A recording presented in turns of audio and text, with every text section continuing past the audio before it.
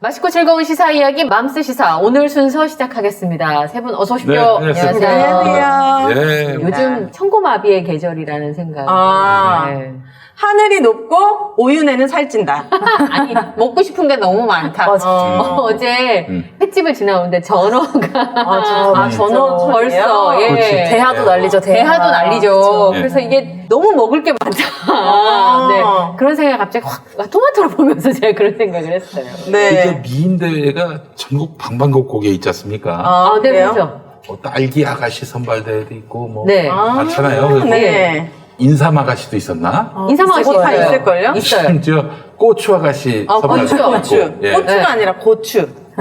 아, 예, 알겠습니다. 예. 네. 고추. 아, 그리고 저는 이제 제가 만약에 나중에 뭐 창원시 이런 데서 네. 시정 관련한 공모가 있으면은 네. 저걸 한번 좀 해보려고. 뭘 하고 싶으세요? 전어 아줌마 선발대회 이런 거. 아줌마 선발 대회? 그 전어의 본고장이 마산이에요. 마산은 지금 창원이고. 네, 그래서 시정 제안을 한 다음에 이제 가출한 아줌마들이 돌아온다 해서 돌아오는. 가출한 아줌마를 자격 조건으로 해가지고 꼭 나갔다 들어와야 된다는 거예요? 네, 한번 너무 비웃지 마시고. 네. 역시 오늘도 썰렁하게 문을 열어봤습니다. 네, 그래요.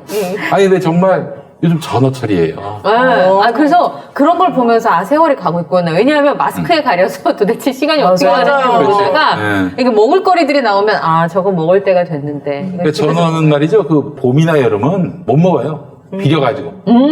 너무너무 좀 살이 안 올라와서 냄새가 나고 금방 비리고. 근데 네. 이제 가을철 기름도 있고 그냥 살이 좀 오동통할 때 이때 먹어줘야 진짜 전어의 맛을 느낄 수가 있는 거예요. 옛날에는 전어가 잡음 즉시 죽었거든요. 왜요? 왜냐면 금방 성질 급한가 보죠. 성질 급해서. 네. 그래서 이제 지금은 이제 이 수족관 같은 게 있기 때문에 이에서 서울로 무트로 이렇게 배달이 돼도 네. 그 전어가 살아있는 거예요. 그래서 싱싱한 전어를 무트에서도 먹을 수 있게 된 건데 옛날에는 뭐 꿈도 못 꿨던 거예요. 찬바람이 불면은 생선구이 자글자글 껍질이 익는 소리 나잖아요. 그리고 따뜻한 밥에 팍 얹어서 먹으면 그렇지. 너무 좋나요? 그 그러니까. 뼈를 씹어 먹어도 맛있어요. 고소해요. 네, 맞아요. 그럼요. 네. 전 전어를 먹어본 적이 없어. 먹어본 적이 없어요? 그래가지고. 전어를 왜 못 먹었을까?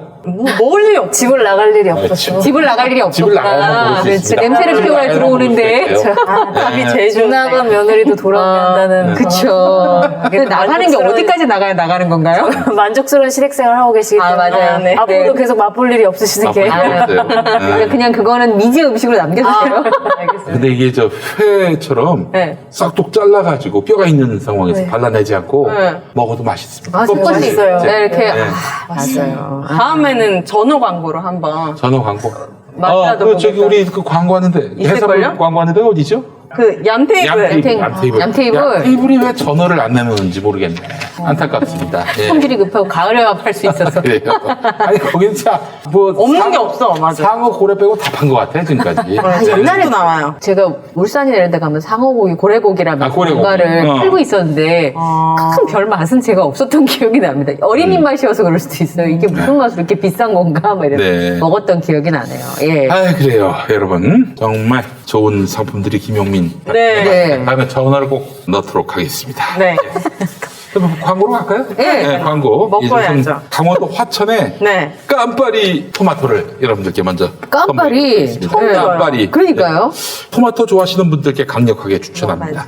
당도가 높아서 생식과 조리에 모두 적합한 깜빠리 토마토. 이 토마토 축제로 유명한 강원도 화천 고랭지에서 재배한 새콤달콤 짭짤한 맛의 유럽 품종의 깜빠리 토마토입니다.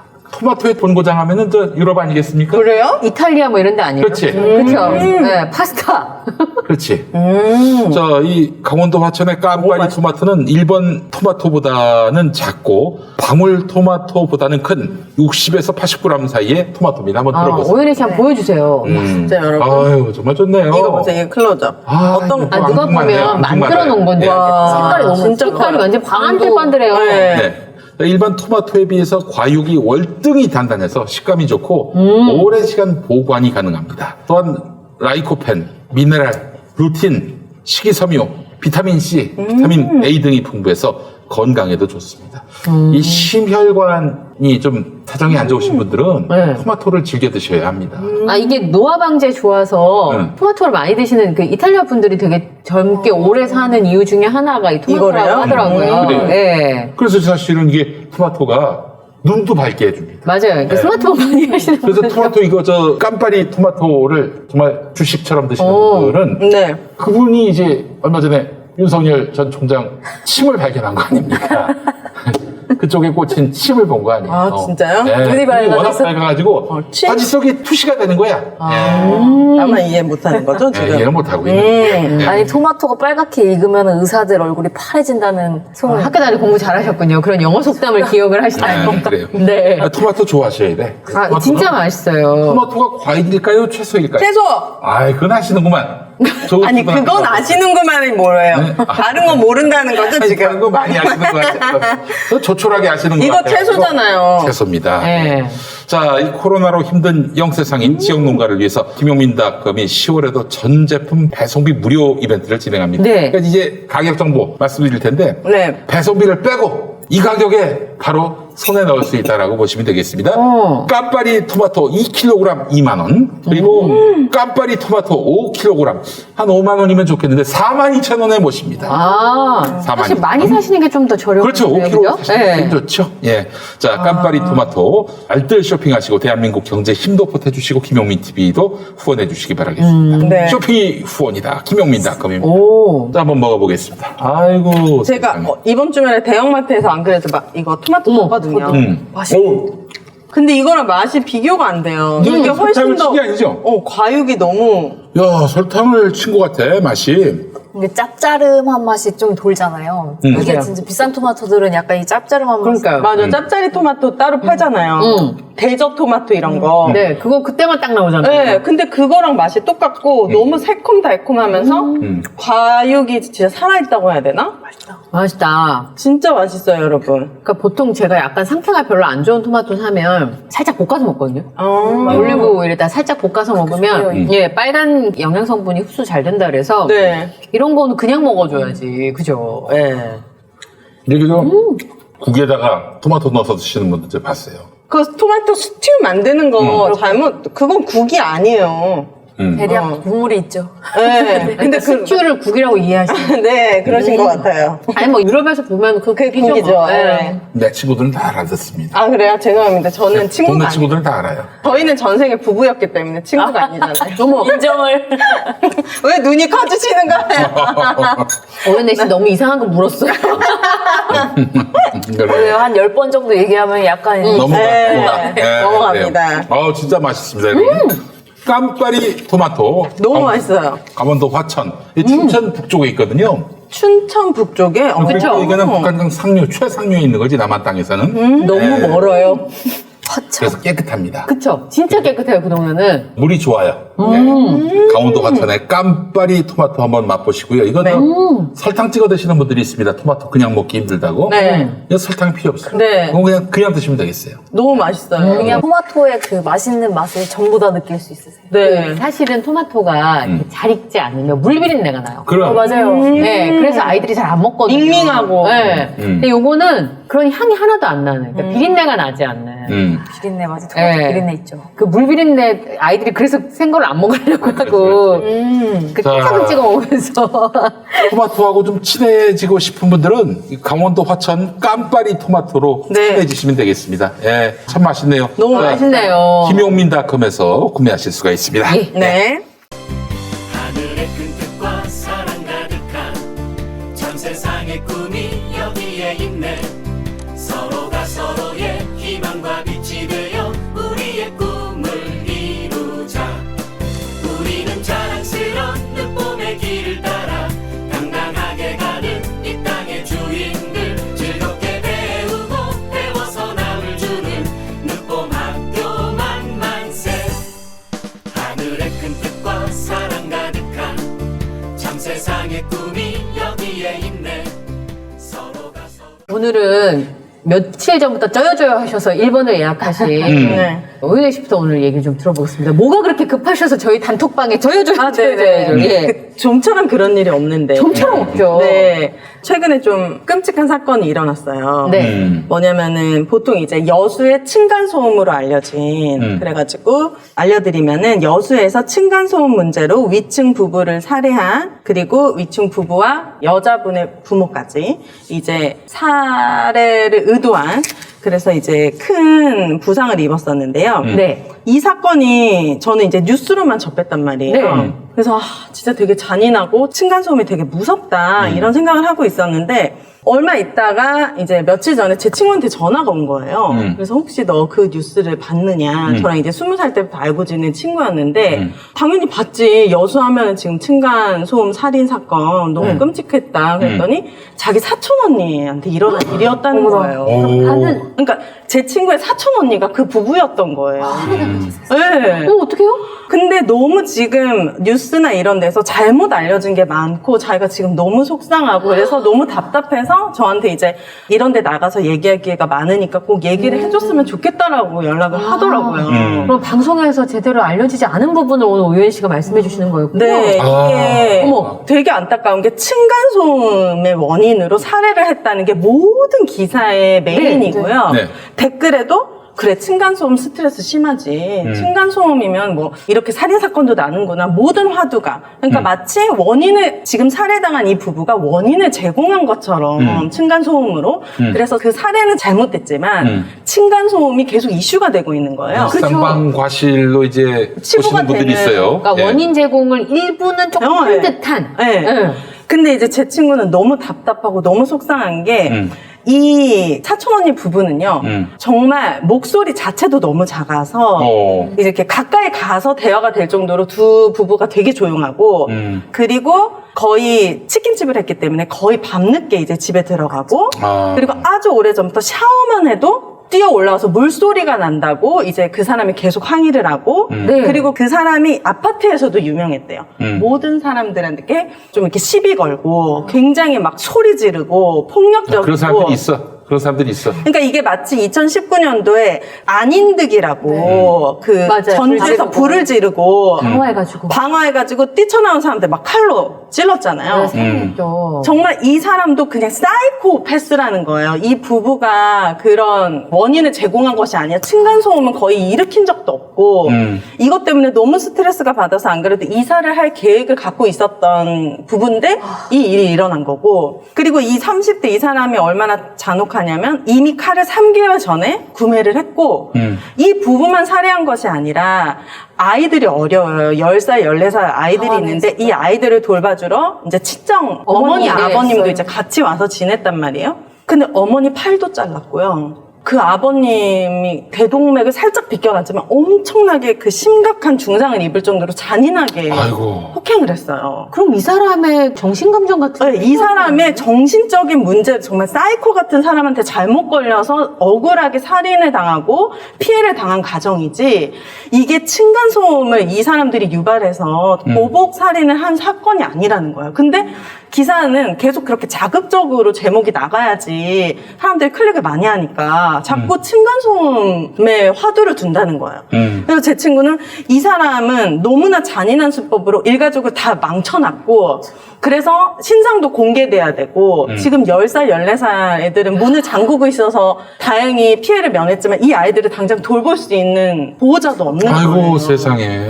그래서 이 한 가정을 풍비박살 만들어 놓은 사이코패스고 아주 잔인한 살인자의 이야기인데 이게 마치 정말 층간소음의 문제 때문에 일어난 어떤 그냥 이웃 간의 불화로 생긴 네. 일이다 이런 식으로 지금 보도가 나오고 네, 있다는 거죠. 모든 기사가 다 그렇게 나오고 있다는 거예요. 기사가 그렇게 나왔으면 아마 이 가해자의 얘기만을 듣고 기사를 썼을 가능성이 아마 그런 핑계를 댔을 수 있잖아요. 또 그죠? 결국에는 변론 전략도 될 수 있겠지. 나중에 네. 이제 변호사를 써서 재판을 받게 되면은 층간소음 때문에 그랬다라면서 선처를 호소할 수 있을 거예요.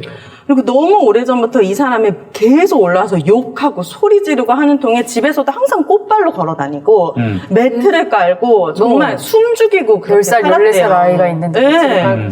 그렇게 조심조심히 근데 솔직히 샤워하면서 물 트는 소리까지 어떻게 우리가 아니, 막으면서 그냥 살아요? 못 살지. 그건 말이 안 돼요. 그거는 말이 안 되는 거예요. 아파트에 살면 안 되죠. 그런 게 네. 불편한 사람들은. 근데 뭐 아니 단독주택에 살든가 왜 그 아파트에 살아가지고 같이 사는 사람들 피곤하게 만들어? 응, 그래서요. 그래가지고 그 샤워하는 물소리 때문에 그날은 이제 올라와가지고 이제 그 살인을 저질렀다 자기가 너무 화가 나서. 근데 알고 보니까 이미 칼은 수개월 전에 이미 구입을 하고 있었고 그거 되게 계획 중요한 살인인 거죠. 거잖아요. 네. 한 달 전에 살해 도구를 만약에 준비를 했다 그러면 계획적인 범행인 우발적인 게 건데. 아니고. 그러니까요. 우발적인 게 전혀 아니고 계획적이고 굉장히 이건 층간소음의 원인이 아니라 정말 정신 이상자의 잔혹한 살해 사건인데 기자들이 너무 층간소음으로 몰고 있다. 그래서 이런 사건은 신상도 공개돼야 되고 그러네요. 이 사람은 전과 기록이 없대요. 그러니까 누구나 사실은 우리가 이웃에 누가 하는지 그런 좀 정신 이상한 사람이 살 수도 있는 건데 아니 저 구속됐죠? 지금 구속돼서 조사받고 있죠.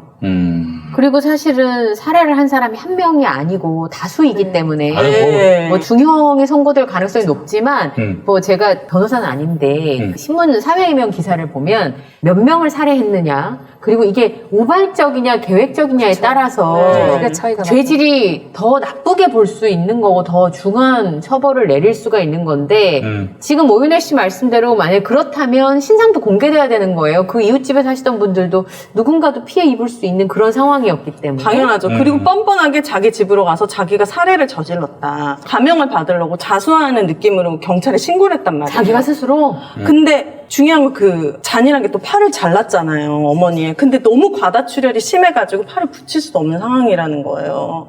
그러니까 이미 지금 이 아이들의 보호자의 역할도 할 수 없을 만큼 이 부모님도 많이 다치신 굉장히 위중한 상태고. 그러니까 어떻게 보면은 그 나머지 두 분도 살인 미수로 지금 구속이 돼 있는 상태래요. 너무 그 상해가 너무 심각해서. 중해가지고. 근데 아이들도 만약에 문을 안 잠그고 있었다면 아이들에게도 무슨 일이 벌어졌을지 우리가 솔직히 모르는 거거든요. 그래서 이런 사건은 우리가 정확하게 원인을 기자들이 정확하게 취재를 해서 사실 확인을 파악하고 사실을 알려야 될 의무가 있는데 당연히 그렇죠. 왜 컨트롤 C, 컨트롤 V를 해가지고 똑같은 기사를 복사를 해서 진정 피해를 본 사람들이 더 억울하고 해명하게 만들어야 되는지 이게 좀 답답했어요. 취재하는 기자가 많지 않죠. 다. 네. 다 이제 뭐 속보 경쟁만 하다 보니까 그러니까 사실은 열심히 취재해서 기사를 낸들 조회수가 안 나오면은 그 굉장히 좀 뭐랄까요 생산성이 떨어지는 그런 기사가 되는 거고 근데 속보 지금 대중들이 폭발하는 이 지점 잘 자극해주면은 그게 뭐 컨트롤 C에서 컨트롤 V 하든 뭐 아니면은 자기가 조금 취재하든 별 차이가 없으니까 그냥 사무실에 앉아가지고 지금 대중들이 필요로 하는 네. 그런 단순 소비성 뉴스들을 쏟아내는 거죠. 근데 그러다 이런 보니 뭐 거는 진실 파악 같은 것들이 전화 인터뷰 한 통이면 다. 그러니까 제가 이상한 게 그거예요. 지금 오윤혜 씨랑 통화한 그 사촌동생분이 만약에 얼마든지 이 사실을 알리고 싶어 할 거고. 얼마나 답답하면 이제 저한테 연락을 했겠어요. 걔 가장 유명한 친구니까 그리고 그 댓글이 너무 참담한 게 그래 나도 층간소음 때문에 너무 스트레스 받아 나도 층간소음 맞아요. 겪으면서 댓글 죽이고 봤어요, 싶을 때가 있지 저도. 막 그런 댓글들이 있으니까 너무 그 살인자를 두둔하는 것 같고 그런 게 너무 저도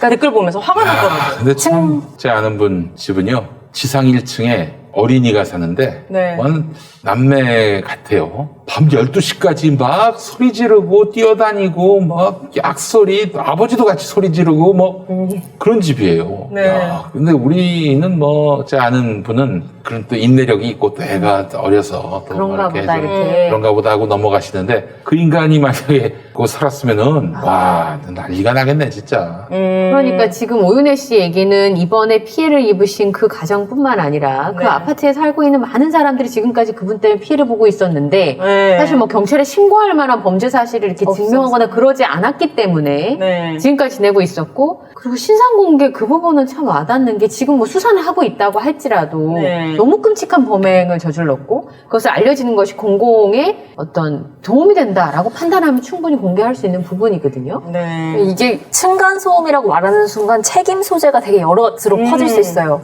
위에도 제공했다라고 할 수 그러니까요. 있지만 또 층간소음에 대한 기준들 있잖아요. 그렇죠. 이런 누구나 지금 이 층간소음에 대해서 공감하고 있는 상황에 층간소음이라고 하는 순간 나 말고 다른 사람한테 책임을 전가할 수 있는 그게 되는 거죠. 네. 그래놓고 자수한 게 진짜 뻔뻔하네요. 네. 뭘 알고 있는 뭐 그러니까 지금 얘기하는 것처럼 만약에 자수를 했다 그러면 좀 더 이상한 생각이 드는 게 전과는 없는데 정신 상태를 좀 감정해봐야 되는 거 아닌가라고 말씀드렸는데 자수를 했다는 건 뭔가 판단이 엄청 빠르다는 네. 자수하는 뉘앙스로 전화를 했다면 그렇지 않습니까? 그러니까 되게 계획적이고 그리고 이제 층간소음의 계속 원인을 얘기했을 것이고 네. 심신미약을 주장할 수도 있을 것 네, 같아요. 그런 그러니까 그런 식으로 그러려고. 가고 있대요. 네. 그래서 너무 답답하다는 거예요. 네. 오늘 저희 방송을 보신 분들이 이제 댓글 아래나 여기저기 좀 알려주시면 좋겠다는 생각이 좀 드는 게 최근에 지난번에 자신의 여자친구의 아이를 살해한 2명의 남자가 있었어요. 제 기억이 제주였던 것 같은데 네.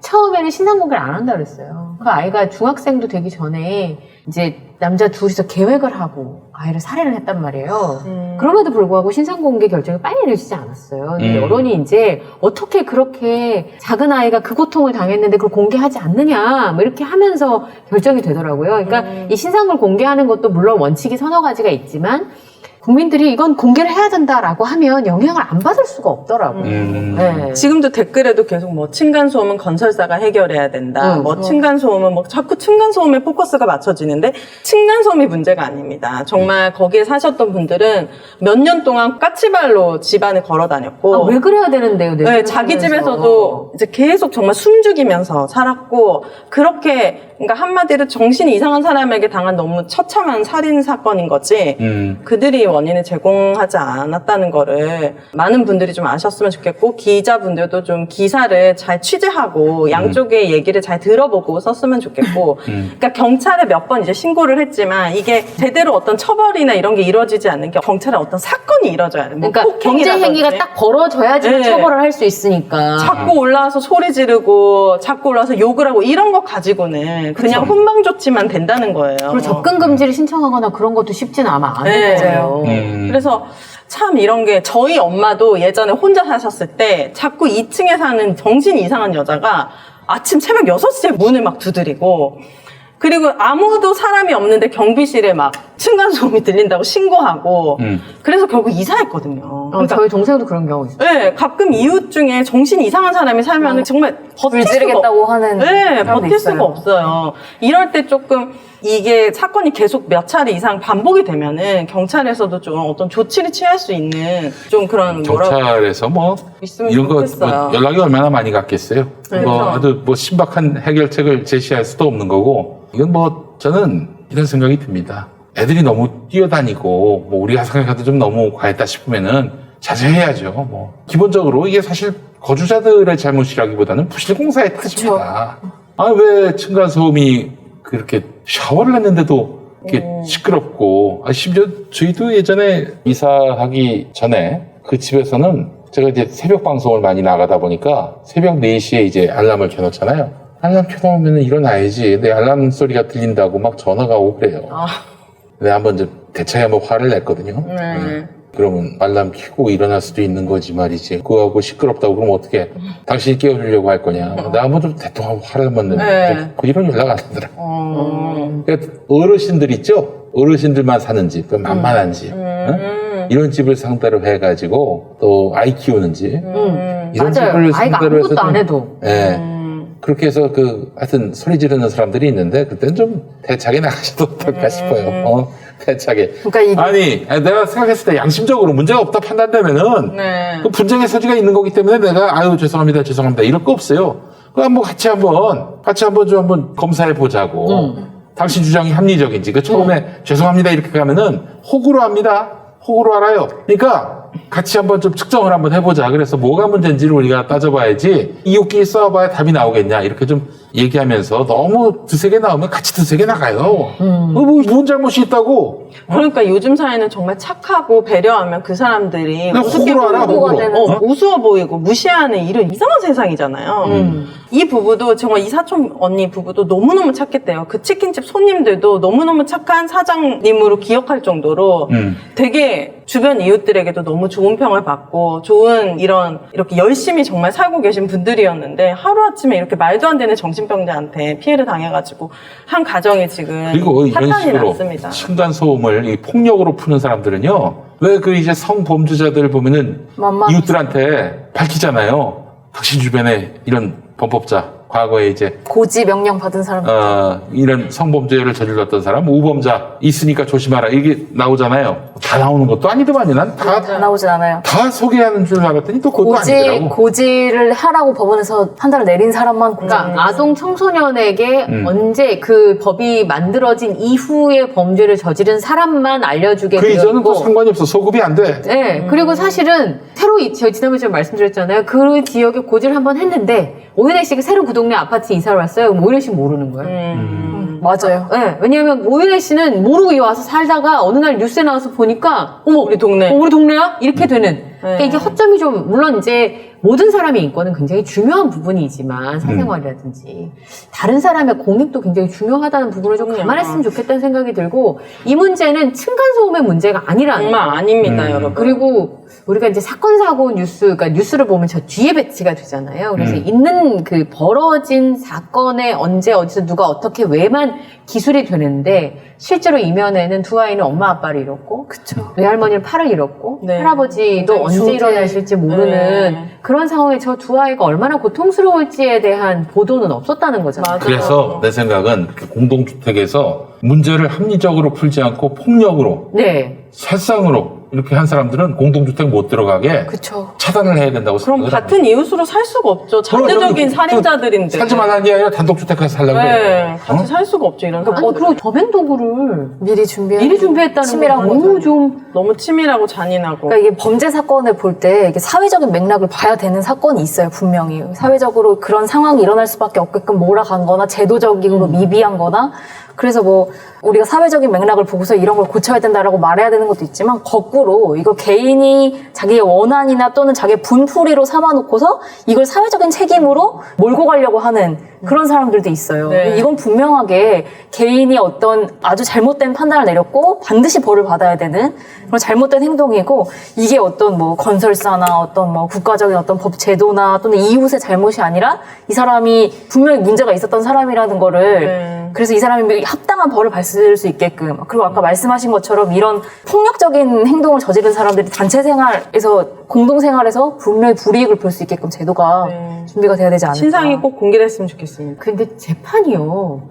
또 그렇게 잘 결정이 안 나는 경우가 있더라고요. 그래서 아까 오윤혜 씨가 그런 말씀, 뭐 다른 분들의 얘기를 뭐 제가 일반화시키기엔 좀 어렵습니다만 주변에 보면 가해한 사람은 생각보다 벌을 적게 받고 피해자들은 너무 많은 피해를 감수해야 되는 경우가 네. 지금 얘기 들어보면 오윤혜 씨 얘기 보면 그냥 우리 상식선에서 어느 정도 판단이 가능한데 처벌 나온 거 보면 이게 뭐지 이런 경우가 굉장히 많이 맞아요. 있어요. 그러니까 언론이 계속 관심을 갖는 사건에 대해서는 재판부도 좀 긴장을 하는데 언론에서 관심을 안 갖고 초기에만 보도가 끝나고 나면 실제로 피해자가 너무 많은 피해를 그대로 안고 평생을 살아야 되는 맞아요. 그런 일들이 벌어지지 않을까 걱정이 그래서 좀 제 돼서. 친구가 그 아이들을 지금 키워야 될 수도 있는 상황이에요. 제 친구도 이제 막 출산한 지 얼마 안 됐거든요. 아이고. 아이가 이미 둘이 있고 그 정도로 지금 이 집안 자체에 그 아이들을 돌봐야 될 어른이 지금 다 지금 하늘나라를 가고 지금 다 병원 중태에 있기 때문에 이거는 정말 되게 심각하게 한 정말 가정을 파탄낸 정신 그러니까요. 이상자의 유가족을 잔혹한 사건입니다.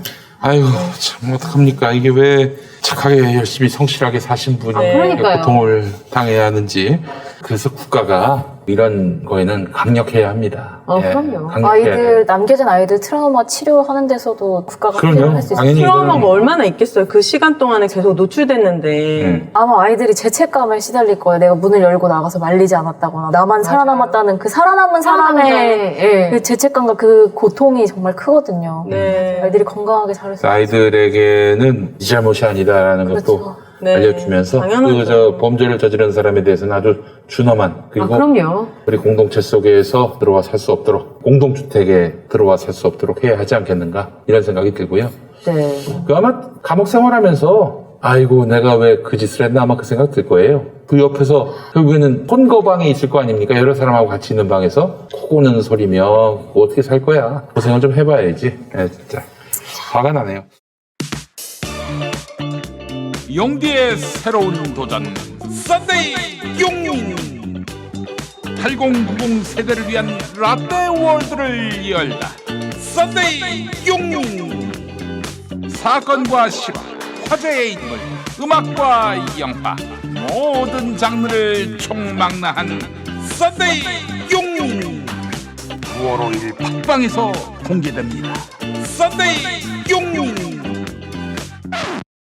아이고 이거 구독해달라는 말을 깜빡했네. 썬데이 영민 구독 썬데이 구독 부탁드립니다. 대선 경선 네. 이번 주간에 이제 민주당이 이제 마지막 경선을 남겨놓고 있습니다. 그래요? 네. 토요일에는 경기도, 네. 일요일에는 서울과 함께 네. 3차 슈퍼위크. 그나마 이미 결론 다 났다고 봐야 되겠죠. 현재까지는 구분응선을 넘었다는 게 구분응선이 뭐예요? 90%로는 이제 결선 투표를 가지 않고 네. 이재명 지사가 이제 후보가 될 가능성이 현재까지 가장 높은 건데. 근데 이제 만약에 진짜 이거를 바꾸려면은 한 30만 표를 얻는 게 아니라 네. 30만 표 차를 만들면 돼요.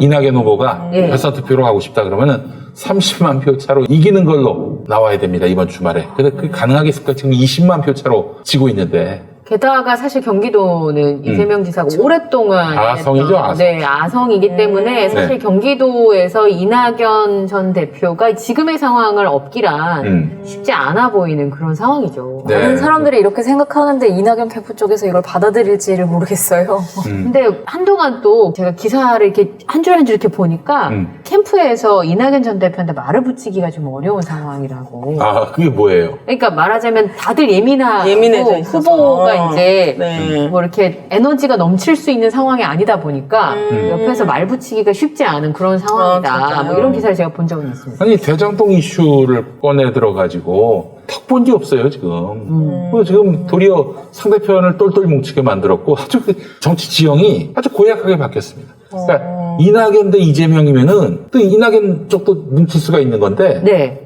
지금 국민의힘, 보수 언론, 네. 이낙연 캠프가 원팀이 돼버렸어요. 그럼 어떻게 되겠습니까? 민주당 지지자들은 야 이재명으로 대동단결하자 이렇게 된다고요. 지금 아주 고약한 상황이 돼버렸어요. 지금 그 흐름을 만든 사람이 자초한 사람이 바로 이낙연 후보인 거죠. 이런 얘기를 이낙연 캠프에 계신 분이 용기를 내셔서 이낙연 후보에게 말을 좀 해줘야 될 것 같아요. 이제 현실을 아니, 좀 늦었어? 돌아가실 때가 됐는데. 지금 얘기하는데 뭐 무슨 소용이 있겠어요? 이미 뭐 상황은 다 끝났는데. 예. 네, 다시 한번 제가 강조하는 건데 대선은요, 뭐 운이 따라야 한다 이런 말들 많이 하지만은 그 후보의 살아온 인생의 총합이에요.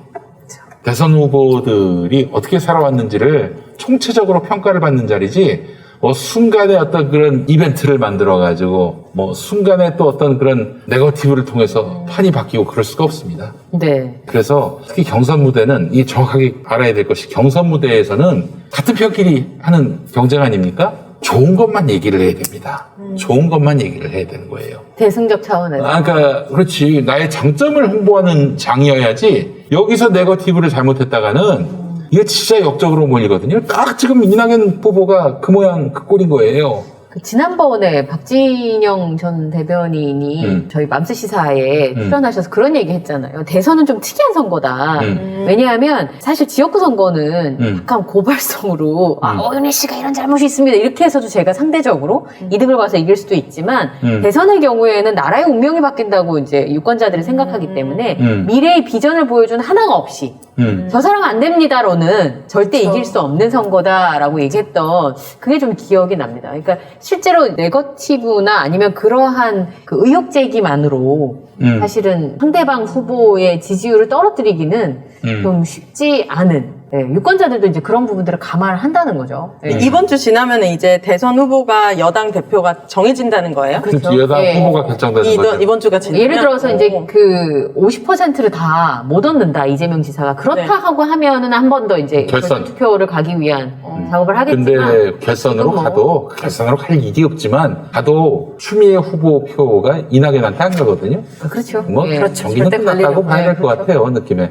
근데 이제 참 너무 안타까운 게 이낙연 후보는 자기 자랑을 하지 않고 남 비난만 하다 끝난 꼴이 돼버렸어요. 사실 자기 자랑할 게 없기 때문에 뭐 그럴 수밖에 없는 측면도 있는데, 하여간 이번 경선 국면에서 네. 이낙연을 주저앉힌 거는 이재명이 아니라 오윤혜다. 아, 뭐야, 갑자기! 아, 저번에 그 일. 저번에 저는 요즘에 엊그제도 TV 트니까 집사불체 나오셨더라고요. 아, 네. 되게 또 손주를 보면서 즐거워하시는 모습 보니까 되게 또, 내가 그날 좀 너무 그랬나? 계속 죄송하기도 하고 이렇게 계속 이렇게 좋은 모습으로 보고 싶다. 네. 네, 이런. 그 생각이 집사불체 얘기하니까 홍준표 후보는 또 본인이 거기 출연을 또 못하게 됐잖아요. 근데 그래서 이제 방송사에서도 모든 후보를 다 출연시킬 수가 없으니까. 그렇죠. 그러니까 상위 여론조사를 거쳐서 상위 후보들만 이제 출연을 시키게 되는데 그 이제 기준점에 계셔가지고. 아쉬워하셨구나. 네. 엄청나게 또. 제가 볼 때는 저희 개인적인 모습 안 보여주시는 게 그래요? 더 좋을 수도 있는데 네. 막말이나 이런 네. 들키실 수가 있기 때문에 이분 그런 이미지가 아니었는데. 이번 주 기대됩니다. 그래요. 네. 하여간 저는 이번 선거를 보면서 네. 국민의힘 만약에 윤석열 후보로 결정이 된다면은 네. 이건 정말 완전히 안 됩니다. 폭망하는 길로 가는 것이다. 그 생각이 들었고요. 예. 중간에 후보를 뭐 바꿀 순 없나요? 누가? 대표로 되면은? 야당 대표에 만약에 윤석열 씨가 대표로 선정이 되면은 예를 들어서 중간에 구속이 되거나 네. 뭔가 이렇게 신변이 달라질 수도 있잖아요. 그러면은 바꿀 수도 있는 건가요? 아마 바꾸지 않아요? 글쎄 뭐 본인이 양심이 있어서 뭐 내가 더 후보하기가 사퇴하거나. 어렵다 이렇게 사퇴하면 하면서 사퇴할 일은 없을 거예요. 만약에 왜냐면, 하면은 만약에 구속되면은 네. 만약 사퇴하시면 사퇴하게 되면은 뭐 당은 아수라판이 나는 거죠. 뭐 새로 후보 뽑으면 된다? 그럴 수는 있습니다. 근데 그렇게 내년 결정하는 데까지 막 난리가 날 거예요. 한 2월 중순쯤까지 후보 결정하면 되는데 근데 이제 이게 한번 뽑았던 후보가 나가리가 된다? 네. 이거는 선거에서 뭐. 해보나 마나한 선거가 될 가능성이 그러니까 굉장히 이제 높고. 차라리 그렇다면 그 상황이 오면은 정권이 나에 대해서 탄압을 하고 있는 것이다. 이런 프레임을 만들어가지고 피해자. 피해자 프레임을 만들어가지고 그렇게 대응하겠지. 그렇게 그만두는 순간은 완전히 이건 뭐. 그렇군요. 그러니까 이낙연 후보도 지금 이재명 지사가 당 대선 후보가 되고 중간에 낙마를 할 상황을 지금 기다리고 있는 게 아닌가. 후보 교체론을 은근히 미주를 깔고 있는 게 아닌가 하는 생각이 드는데. 네. 그래서 대장동을 물고 늘어지시는 거죠. 그렇지. 그러니까 이 양반은 이재명이 자빠질 때까지는 경선이 안 끝날 수도 있어요. 그러나 그분만은 경선이 안 끝날 수도 있는데 그렇지만은 또 그 순간 되면 민주당이 폭삭 가라앉는 거지요. 일단 후보가 결정되면 낙장불입입니다. 물론 선거가 끝나고 나서 있었던 일에 대한 뭐 수사를 진행할 수는 있겠습니다만 그 선거 진행 도중에 이제 없었던 것 같네요. 그런 일은 지금까지. 그렇구나. 네. 제 기억에. 그쵸. 예. 네. 이번 주에 있었던 논란은 제가 생각할 때 윤석열 전 총장 캠프에서 일하기도 참 쉽지 않을 것 같다. 선거를 할 때 선거 일주일 전에 이제 여론조사를 하잖아요. 근데 여론조사 발표를 못하는 시기에 만약에 후보가 실수로 그러니까 지역 선거에서도 실수로 말을 잘못하면 이제 난리가 나는데 여기는 저거를 다 일일이 본인도 아닌데 변명하기도 참 어려운 일들이. 전 진짜 궁금한 게 손바닥에 왕 계속 올라오던데 이게 누가 여기다가 캡처한 거예요? 그 사람이 왕자를 쓰고 다녔다는 거예요? 뭐예요? 누가 써준 거죠? 지금 손바닥에? 네. 윤석열 씨가 토론회에서 왕자를 그리고 나왔죠. 2번만 그리고 나왔다라고 했는데 이전 것도 보니까 다 왕자를 그리고 있는 게 지금 나왔어요. 손바닥에요? 그러니까 그 상태로 이제 토론을 했던 거예요. 문신한 건가? 아니, 자기가 쓴거 문신설은 처음인데 심각하네요. 문신설 안 지워져. 차라리 윤석열 캠프에서 문신설로 했으면 그렇게 차라리 더 잘 넘어갔을 것 같은데 윤석열 캠프 쪽에서는 이거 지지자가 적어둔 거다. 그러니까 집 뭐 앞에서 아파트 가는데 기다리고 적어준 있던 거다. 뭐 집 앞에서 기다리고 있던 지지자가 적어준 건데 뭐 그걸 지우냐, 뭐 그걸 이렇게 거절하냐, 그래서 나온 거다. 그랬더니 어떤 이제 인터뷰에서 그러면 윤석열 후보는 손 안 씻냐? 지금 방역수칙 철저한데 손도 안 씻냐? 그랬더니 손가락 위주로 씻는 것 같다. 제가 생각할 때 아무 말 대잔치예요. 진짜. 정말 이제 뭐라고 말을 할 수단이 없으니까 이제 그렇게 하지 않아요. 그래서 나 이제 너무 이거 먹으면 안 돼. 안 씻었어요. 안 씻었어요? 네, 차라리 문신이다. 이게 진짜 되지, 심각하네요. 그리고 더 재밌는 건 손가락 위주로 씻었다고 해서 오늘 또 정은경 질병관리청장한테 그렇게 손 씻는 거에 대해 어떻게 생각하냐 이런 질문이 있었잖아요. 말도 안 돼. 이거 지금 코미디 아니, 아니에요? 진짜 코미디가 잘 안 되는 이유가 진짜 있어요. 이렇게 웃길 수가 현실이. 있으니까. 이건 다 현실인 그것도 거죠. 없어요. 심의도 없어요. 이런 현실 개그는. 이게 진짜 슬픈 게 뭐냐면요. 이게 네. 지금 누가 봐도 사실이 아니잖아요. 이게 누가 봐도 사실이 아니에요. 그리고 우리가 이 말을 믿을 수 없는 이유 중에 하나가 뭐냐면 이 윤석열 씨의 어떤 이 역술, 어떤 무속과 관련한 논쟁이 처음이 아니에요. 저 뭔가 기억나는 것 같아요. 일단 공교롭게도 부인 김건희 씨 논문도 운세에 관한 논문이에요. 아, 그래요?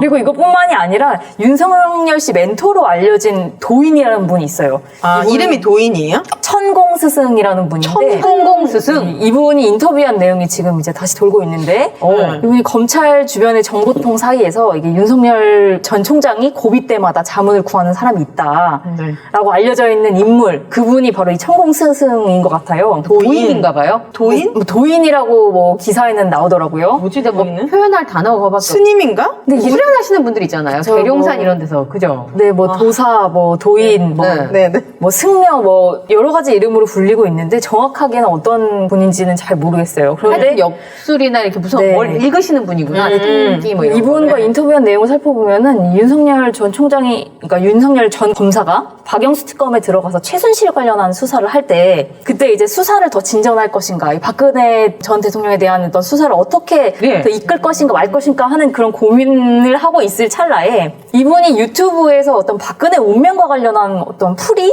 이 역술 관련한 그 풀이를 하셨대요. 천공 스승이? 네, 근데 이걸 김건희 씨가 본 거예요. 아. 김건희 씨가 아주 주의 깊게 본 거죠. 네. 그래서 이거를 윤석열 후보에게 몇 번이나 추천을 해서 이 윤석열 후보가 이걸 몇 번 반복해서 듣고 나서 아, 여기에서 확신을 얻고 수사를 밀어붙였다는 거예요. 경처가네. 우리는 여태까지 이 검찰 수사가 정말 법에 근거해서 이분이 주장하시는 법치주의니 뭐니 뭐 이런 뭐 법에 근거한 무슨 그런 결과라고 생각했는데 어떤 도인이 박근혜 운을 풀어줬는데 그걸 듣다가 아, 내가 수사를 밀어붙여야겠구나를 결정하고 나왔다라는 거예요. 근데 더 문제는 뭐냐면 그러고 나서 이제 이 김건희 씨가 이분을 연락해서 찾아를 갔대요. 네. 그래서 김건희 씨와 먼저 인연이 닿았고 그 다음에 윤석열 씨를 소개를 해주셔가지고 윤석열 후보가 이분과 아주 긴밀한 사이가 된 거예요. 근데 이 도인 말에 의하면은 내가 직접 공부를 시키게 됐다. 자기한테 지도자 교육을 받고 있다. 지금 지도자 교육이 지금 국정을 운영해야 되는 이 정말 이 각계 부처에서 올라오는 그 다양한 사안에 대해서 전문적인 지식과 정말 판단력으로 판단해서 내려져야 될 결론들이 네. 그래서 그런 판단을 내리기 위한 지도자 교육이 이 도사님께 이 도인님에서 이 도인님으로부터 비롯된다는 거예요. 그러면서 이 도인님이 하시는 말씀은 윤석열을 잘 만들어야 이 나라가 산다. 그러면서 전화통화도 자주 하고 뭐 스피커폰으로 해놓으니까 정말 격식 없이 편하게 주고받는 열흘에 한 번은 만나는 사이다. 아, 그래요? 아주 긴밀한 사이거든요. 지금 이게 우리가 지금 데자뷰 아닙니까? 우리 이거 어디서 많이 보지 않았습니까? 최순실. 그렇죠. 아니, 이 윤석열 씨가 국감에서 그랬잖아요. 자기는 사람에게 충성하지 않는다. 귀신한테 충성하고 있는데 이거는 사람이 아니고 거기서 고백을 한 거예요, 이미. 야, 대단하다. 그러니까 이게 지금 우리가 아주 이미 당한 온 국민이 트라우마가 있어요. 거기에다가 지금 이 왕자를 쓰고 나온 나 논란이 너무 터졌기 웃긴다. 때문에 제가 볼 때는 그 어떤 논란보다 120시간, 뭐 불량식품, 뭐 김건희 씨 장모님 어떤 논란보다 이건 온 국민을 다시 트라우마에 빠뜨리는 논란이 될 수 있을 것 같아요. 이거 이제 아직 그 여론조사가 안 나왔죠? 왕자 나오고 나서 어떻게 나올지는 잘 모르겠는데 이게 지금 처음이 아니라는 게 우리에게 가장 충격적이고 이런 분으로부터 지도자 교육을 받고 있는 사람이라고 한다면은 진짜 우리 국민의 수준이 어떤가를 진짜 돌아봐야 될 것 같아요. 이분이 이렇게 높은 지지율을 얻고 있다는 것 자체가 정말 슬프고 우리가 정말 이 정도 수준인가. 국민들이 허락하지 않고 합의하지 않는 누군가가 결정하는 걸 따르는 거잖아요, 지금. 이거 민주주의 원리 자체를 흔드는 거예요. 수사를 진전할 것이냐 말 것이냐. 검사로서 이런 고민되는 지점들이 있다고 해요. 근데 그런 때마다 고비 때마다 자문을 구하는 분이 있고 그분이 이분을 지도자로 교육하기 위해서 열흘에 한 번쯤 만나서 영향력을 주고받는다? 와. 이건 박근혜 최순실 때보다 더한 일이 일어났지. 이거는 진짜 이거 국정농단을 우리가 이미 체험했기 때문에 다시는 이런 반복을 이제 하지 말아야 된다고 생각하면서 이건 좀 온 국민들이 이걸 그냥 우스갯소리로 좀 넘어가지 않았으면 좋겠어요. 그 왕자를 그러면 이 천공 스승인 도인이 써줬다는 거예요, 결론은? 누가 썼는지 모르겠는데 아마도 이 왕자를 쓰고 나와서 괜찮았던 경험들이 쌓여서 또 쓰고 나온 거 아니겠어요? 결국엔 가까운 사람이 써줬다는 얘기일 거고 이런 역술이나 이런 쪽에 관심 많은 가까운 사람은 부인이죠. 누가 써줬는지는 잘 모르겠지만 어쨌든 지지자가 집 앞에 있다가 아크로비스타 지지자 거기 근처에 가지도 못합니다. 지하 주차장으로 내려가서 바로 나가요. 무슨 누가 맞아, 어디서 그 일반 아파트 단지가 아니죠. 그쵸. 네. 지지자들이 우리 그냥 무슨 뭐 집 앞에 대문 앞에 서 있다가 악수하면서 이렇게 하는 게 아니다. 제가 윤석열 캠프에서 인터뷰한 걸 봤는데 다른 후보들은 지지자랑 악수하고 손 씻는다. 우리 후보님은 지지자가 왕자를 써주는데도 허허허 웃고서 그냥 손에다가 들고 다니는 그런 아주 그런 따뜻한 사람이다. 이런 식의 인터뷰를 했더라고요. 아니, 근데 지금이 어떤 시대입니까? 지금 방역이 그 무엇보다도 우선시되는 때고. 다 이렇게 또 만약에 진짜 이게 여기 왕자 써줬다고 고맙다고 그거 안 지고 계속 딴 데 가서 이렇게 뭐 악수를 한다든지 그래봐요. 그러면은 자기 손에 있는 바이러스가 상대방에게 묻어날 경우에는 그거 진짜 치명타거든요. 그렇죠. 아, 그런 소소한 리스크를 방치할 캠프가 아닙니다. 말도 안 돼요. 저도 지난주 일요일에 교회에서 설교를 했는데 네. 여기다 십자가 표시를 매직으로 하고 쫙 이렇게 했었어요. 근데 네네. 그리고 나서는 또 저기 손 세정제 네. 한 번 한 다음에 네. 딱 했더니 지워져요? 없어져. 맞아요. 잘 지워져요. 금방 없어져요. 그럼 이 왕자가 그때 말고 또 발견된 적이 있었나요? 손바닥에? 매 토론할 때마다 발견이 됐죠. 아, 3번 이상 진짜요? 발견이 됐어요. 오. 그러니까 처음이 아닌 거죠. 그러면 누가 써줘서 그날만 그러고 나와서 그게 보였다 이렇게 네. 설명하기에는 그렇죠. 그러니까 제가 말씀드렸잖아요. 캠프에 계신 분들이 사실 아주 오랫동안 호흡을 맞춘 사이도 아니잖아요. 그러니까 그래도 모르는 대목이 있기 마련인데 저걸 뭐라고 해명을 하겠냐고요. 아, 이 왕자. 그 뒤로는 그럼 왕자는 사라졌습니까? 그게 최근, 이슈가 된 이유는? 그러고 나서는 더한 논란들이 지금 나오고 있죠. 왜요? 오늘은 뭐 항문침 얘기도 나왔어요. 학문이요? 놀라셨어요, 윤혜 씨. 학문. 학문에 내가 아는 학문 똥꼬. 그러니까 거기에 침을 그러니까 이게 받는다고요? 우리나라에서 그 항문침에 대해서 특허라고 해야 되나요? 항문침을 이제 연구하시는 분이 있는데 아, 네. 이분이 아주 가까운 사이로 알려져 있어요. 아, 또 윤석열 씨랑요? 그런데 내가 그냥 잘 모른다. 뭐 아, 왜 이렇게 저기 친한 사람들이 다. 해선 신기하네. 무슨 행보할 때 수행을 했어요, 그냥 네, 많이. 맞아요. 아까 너무 항문에- 받아들고 막 이러지 않았나요? 학문에 침을 놔주면 뭐가 좋아요? 변비 같은 거 사라지나? 아무튼 근데요? 그래서 그분이 누군가 봤더니 항문침에 관한 연구를 하시는 분이고 항문침을 넣는 분이다. 그래서 지금 이게 침수를 하시는 분 같은데 침술. 전문적인 한의사신지는 모르겠어요. 어쨌든 간에 침을 놓으시는 분인데 항문침을 개발하시고 항문침을 연구하셔서 네. 뭔가 그 네, 이분이 업적을 캠프에 같이 일을 하고 있다는 거예요. 아, 나 왜 이렇게. 수행비서로 수행비서처럼 가까이서 옷을 받고 뭐 얘기하고 뭐 하는 그런 것들이 아마 이미 보도가 됐을 거예요. 그런데 내가 잘 모르는 사이라고 가까운 사이 아니라고. 얼마나 치면 서로 똥꼬를 튼 사이잖아요.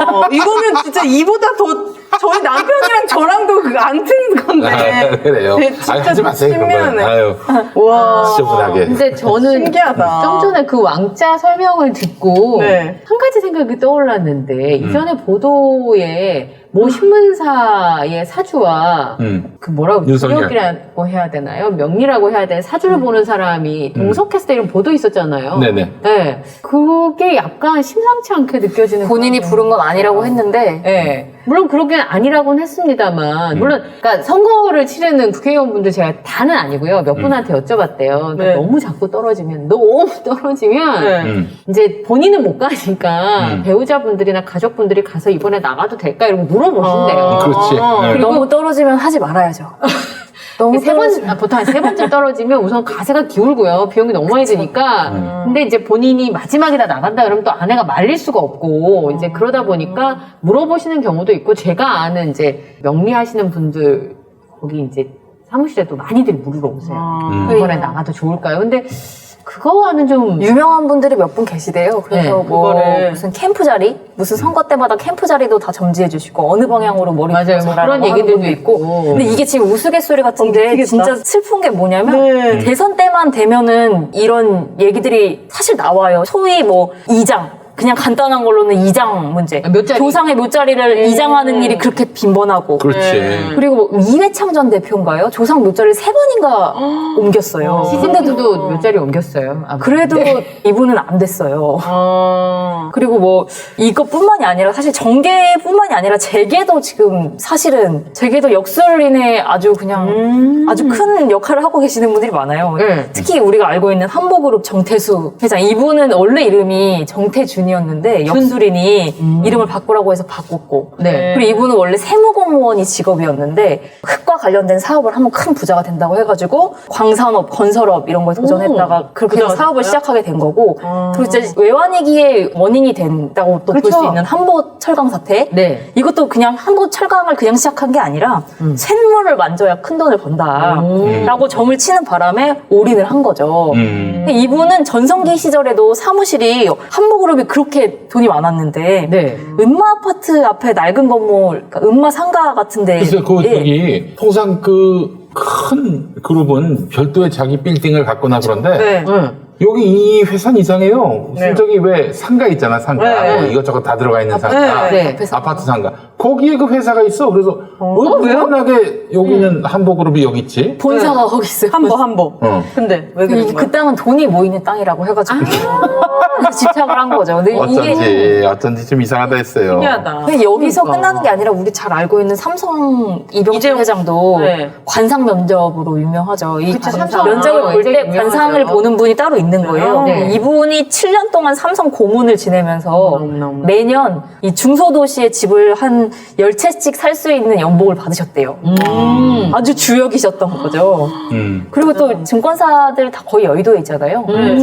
삼성증권만 여의도에 안 있어요. 종로에 있죠. 종로 있죠. 네. 종로 그 타워도 보면은 가운데가 뻥 뚫려 있는 네, 맞아요. 좀 이상한 구조로 돼 있어요. 네. 그게 무슨 땅의 화기를 빼야 되기 때문에 그걸 빼내려면 그렇게 해야 된다라는 소문이 자자했죠. 아, 그래요? 그래서 그렇게 그런 거예요? 삼성이 이런 어떤 풍수질이나 이런 어떤 역술인들의 유명하죠. 이야기를 참고한다는 거는 유명하고, 그리고 또 SK그룹도 아, 그럼 SK그룹도 우리 있는 거예요? 그 최태원 형이 점쟁이 말 듣고 무리하게 돈을 썼다가 네. 아주 그냥 포마하다시피 했어요. 아, 진짜요? 그 얘기도 좀 해주시죠. 결국에는, 그러니까 이거는 이제 주요 계열사들에게서 이제 한 500억 원 가까이를 횡령한 걸로 이제 구속이 됐었는데요. 네. 이 회사 돈을 횡령한 이유가 황당하게, 그러니까 점쟁이한테 소위 말해서 사기를 당한 거나 마찬가지인 거예요. 아? 그러니까 이 주가를 잘 맞추기로 유명했던 그 어떤 아, 주가를 맞춰야 점쟁이가? 네. 와. 그런 점쟁이가 있었는데 이 사람한테 수백억 원을 맡겼다가 돈을 다 날린 거죠. 수백억. 네. 대박. 근데 이분도 결국에는 그 점쟁이라는 분도 망한 걸로 알고 있어요. 그 자기 자기 앞날도 자기 몰랐던 건 잘 거네요? 몰랐던 거죠. 네. 그리고 또 LG그룹은 파주에 LCD 공장이 있을 때 네. 그래서 사고가 되게 빈번하게 일어나는 거예요. 근데 보통 기업에서 사고가 일어나면 사고의 원인을 파봐야죠. 왜 그렇죠. 사람이 다치는가. 그럼, 당연하죠. 그걸 분석을 해야 되는데 풍수학자가 가가지고 그 원인을 진단하고 그러면서 여기 뭐 기룡 보면서 풍수지리학자들을 불렀다는 거예요. 금호그룹의 지금 옆에 대벌들은 보면은 다 역술인하고 친밀하네요. 네.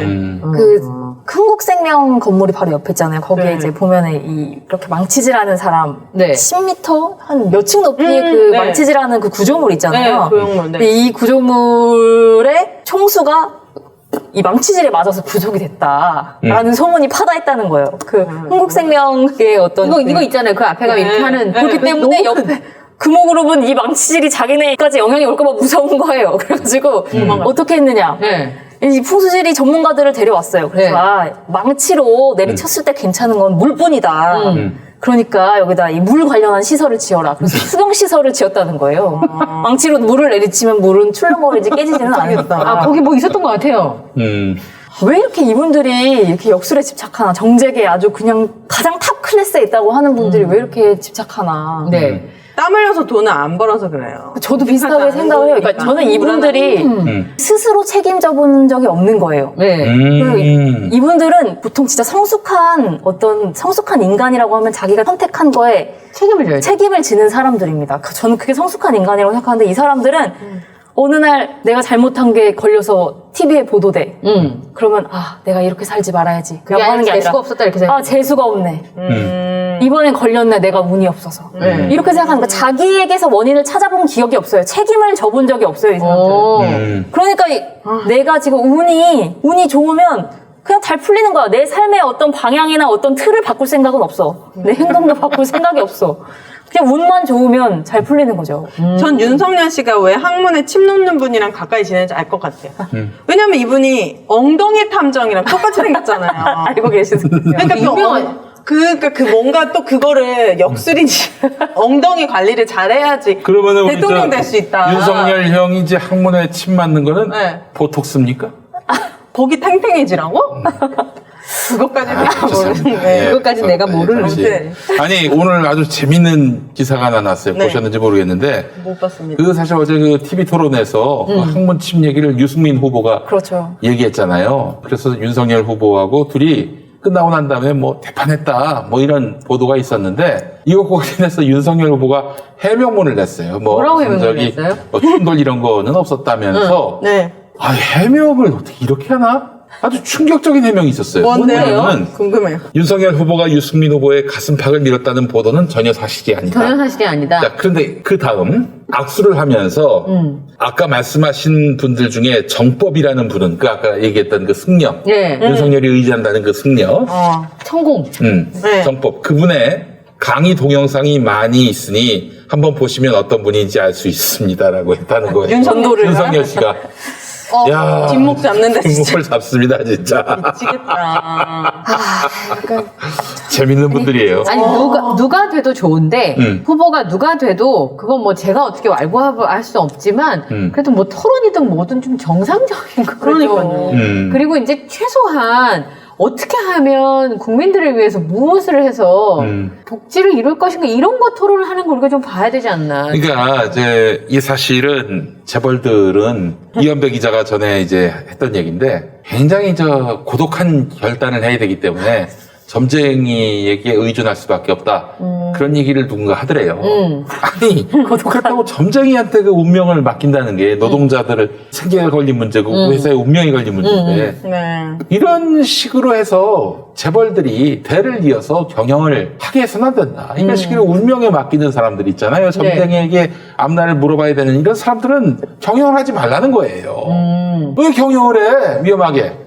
정말 참 웃기지도 않습니다. 예. 믿기가 힘드네요. 우리가 봤던 영화 중에 어떤 영화 있냐면 검사들 이야기 나온 더 킹이라고 킹. 네. 영화 있잖아요. 거기 보면은 점쟁이를 찾아가서 누가 대통령이 될 것인지 검사들이 그렇게 간절하게 맞아. 시키는 거 다 하고 야구 네. 거 다 뛰고 저는 그걸 되게 웃으면서 봤는데 그게 아니네. 진짜 현실판이에요. 현실이네. 현실 고증이 아주 정확한 영화였던. 와. 그러니까 요즘은 영화고 뭐고 이 정치판에 명함을 내릴 수가 없는 영화도 왜냐하면 코미디도 저게 너무한 거 아니야? 라고 했는데 나오는 건 너무하다고 말할 수 없는 그러니까 현실적. 네. 영화 이제 아마 느끼네요. 저기 윤석열 씨가 대통령 되면은 취임식 때 구술할지도 모르겠어요. 네. 저는 그런 생각이 듭니다. 그런 걱정이 들고. 그러니까 저는 물론 이제 대선 주자가 종교가 있는 거는 나쁘지 않다고 보는데 네. 그 종교가 정상적인 그러니까 그러니까 통치 행위에 영향을 미쳐서는 안 된다고 봅니다. 그렇죠. 그러니까 이 역술 자체는 우리가 어떤 되게 나름 유구한 역사를 가지고 있잖아요. 그것 판단은 자체를 우리가 개인적으로 할 수 있는 문제는 이거에 대해서 우리가 깎아내리고자 하는 게 아니고요. 지금 우리가 대통령을 뽑는다는 거는 어떤 민주주의의 어떤 진짜 꽃으로서 우리 국민들이 모두가 합의한 권력과 국민들이 모두 동의한 절차로 이 국정을 수행하겠다는 약속이거든요. 네. 근데 이 약속에 자기 개인의 어떤 이런 비합리적이고 동의하지 않은 권력의 이 모든 걸 위임해서 기대겠다? 이런 사람들은 그냥 혼자 자기의 도를 닦으면서 사시면 됩니다. 저 이 왕자 얘기 들으니까 제 지인이 제주도 사는데 너무 힘들어서 교회를 들어갔대요. 그랬더니 잘 오셨습니다 하면서 막 기도를 막 안수 기도를 막 해주시더래요. 그래서 막 마음의 위로를 받는 것 같았는데 마지막에 세 글자를 외치라고 하더래요. 뭘요? 허경영 이렇게 세 글자를 외치라고 하더래요. 그래가지고 자기가 갑자기 안수를 받다가 이건 아니다 싶어가지고 교회를 막 뛰쳐나왔다는 거예요. 교회에서 허경영을 갑자기 허경영 이 세 글자를 외치라고 했다는 거. 그러니까 이런 사이비와 다를 게 뭔가 예 그래요. 정말 당황스럽네요. 진짜 그 오윤희 씨 말이 맞아요. 당황스럽네요. 정말. 다시 한번 뭐 정리해서 얘기하자면은 네. 국가 지도자에게 철학이 탄탄하고 그럼요. 그렇죠. 자기 신념이 분명하고 그러면은 이런 사이비에 해당하는 이런 뭐 역술이나 어떤 뭐 점술 이런 것들이 끼어들 여지가 없어요. 예, 그건 결국 철학의 부재 또 불안의 징표로 볼 수밖에 없는 불안한 겁니다. 거죠. 네. 그러니까 이제 종교를 갖고 있다고 그래서 그 사람의 심성이 다 곧고 바른 게 아닙니다. 네, 그런 건 예. 아니에요. 그 종교를 지나치게 맹종하는 사람들이 지금 저 역술, 점술 여기에 의존하는 것과 마찬가지일 수도 있는 거예요. 그러니까 자기의 신념과 통치 철학이 분명한 사람을 선출해야지 이렇게 저 점쟁이가 주변에 있고 그래버리면은 뭐 손에 왕자가 새겨진다든지 이러면은 정말 큰일 날 사람을 청와대에 보내는 답답하네요, 정말. 것일 수도 있겠다. 예. 오늘 제가 인스타에서 그런 글을 하나 봤어요. 예전에 속사정 살롱이라고 고 신해철 씨가 출연하던 힐커 프로그램이 있었어요. 네. 네. 신해철 씨가 복지에 대해서 너무 설명을 잘했더라고요. 아, 신해철 씨가요? 네, 신해철 예. 씨가 복지란 다들 힘들 때 끝이 보이고 힘드냐, 끝이 보이지 않고 힘드냐의 차이라는 거예요. 그러니까 지금 젊은 친구들이 굉장히 힘든데 나도 힘드니까 너도 힘든 거 어쩔 수 없어! 라고 얘기하는 게 그게 어른으로 할 일이 아니라 지금은 힘들지만 여기까지만 가면 여기까지만 가면 그리고 지금 힘든 끝이 낭떠러진 아니야. 이렇게 힘들고 어려워도 그래도 좋아질 수 있는 가능성이 있어를 보여줄 수 있게 숨을 쉬게 해주는 게 복지라는 거예요. 그러니까 힘든데 끝이 낭떠러지면 그건 뭐 살 필요가 없는 거잖아요, 사람들한테. 그런데 지금 힘들어도 끝이 낭떠러지가 아니라 내가 여기까지는 견딜 수 있어 라고 사회에서 그 마지막 낭떠러지가 아님을 보증해주는 거. 힘든 그게 사람들에게 복지다. 그게 복지다. 그러니까 사람들을 낭떠러지에서 밀지 않도록 해주는 거. 그게 복지다 이렇게 설명을 했는데 지금 뉴스에 나오는 거 보면은 아 이번 생은 그냥 망했구나. 네. 이 정치 혐오가 내가 이 나라의 국가의 어떤 시스템에 내가 기댈 수 없겠구나라는 어떤 정치 혐오만 더 생길 것 같아요. 네. 그래서 저는 그걸 보면서 아니 가수도 가사를 쓰고 생각을 하면서 저런 자기만의 언어로 설명했을 때는 얼마나 생각을 많이 했다는 거예요. 여러모로 다면으로 생각해봤다는 거잖아요. 아, 그 끝이 낭떠러지가 지금 힘들어도 끝은 낭떠러지가 아니야라고 말해줄 수 있는 게 바로 복지다. 네, 그 말을 들으면서 그 정도의 공부는 좀 하셔야 되는 게 아닌가. 저는 진짜 윤석열 씨한테 이 말을 꼭 해드리고 싶어요. 이분이 구술을 하셨잖아요. 정말 법 공부를 얼마나 많이 하셨어요? 그렇게 법을 열심히 공부하셨는데 알고 보니까 온갖 범법, 온갖 불법으로 자기 식구들 감싸고 계속 그런 것들만 나오고 있거든요. 근데 진짜 법 없이도 사는 소시민들 얼마나 몰라도 많아요. 잘 사는 사람. 이런 사람들을 위해 이런 사람들에게 대통령이 될 자격이 있는가? 저는 계속 물음표가 생겨요.